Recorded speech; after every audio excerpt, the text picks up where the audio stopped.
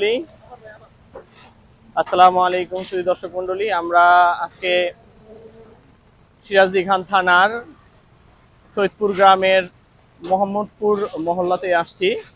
এখানে আমাদের একটি 4500 স্কয়ার ফিটের একটি ছাদের আজকে কাস্টিং চলতেছে।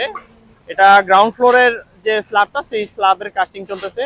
তা আমরা আপনাদেরকে আজকে এই ছাদের খুঁটিনাটি কিছু বিষয়ে কথা বলবো এবং এই সম্পর্কে কিছু তথ্য দিব। এখানে দেখেন এগ্রিগেট আনা হয়েছে। তো এগ্রিগেটটা আমি কমিটির সহসভাপতি এবং উনি কমিটির সাথে আছে এবং সার্বিক তত্ত্বাবধানে সবসময় কাজে আমরা ওনাকে পাচ্ছি। আসসালামু আলাইকুম। তো সবাই আসছে, সভাপতি সাহেব আসছে, সেক্রেটারি সাহেব আসছে।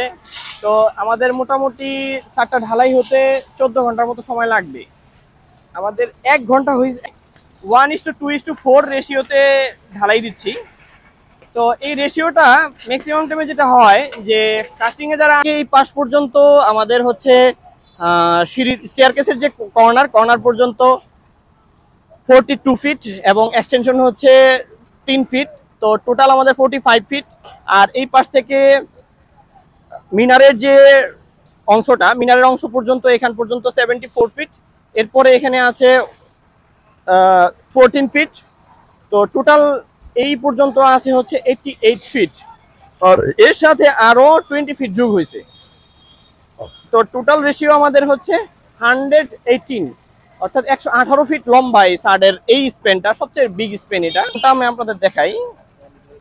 হ্যাঁ, ধরো এটা বইটা ওয়ার্কিং বই, যেহেতু ওরা প্রায় এখানে করে ফেলছে। এটা এইভাবে না, এইভাবে ধরো, তাহলে ক্যামেরা ভালোভাবে বোঝা যাবে, যেহেতু রোদ আছে তো ভালোভাবে স্পষ্ট বোঝা যাবে। এটা ইলেকট্রিক্যাল সেকশনটা দিয়েছিলাম আমরা। বৃষ্টি হওয়াতে কালারের 12টা বাজায় ফেলেছে ওরা।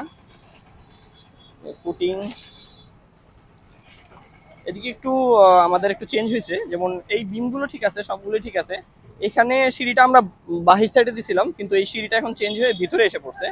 আর এই সাইডে আমরা যেটা দিছিলাম, এখানে 13 ফিট 8 ইঞ্চি, যে 14 ফিটের অংশটা যেটা এখানে দেখা যাচ্ছে, এই জায়গা থেকে এখানে একটা এক্সট্রা অংশ বের হয়েছে। এখানে 20 ফিটের একটা অংশ আমরা বের করে নিছি।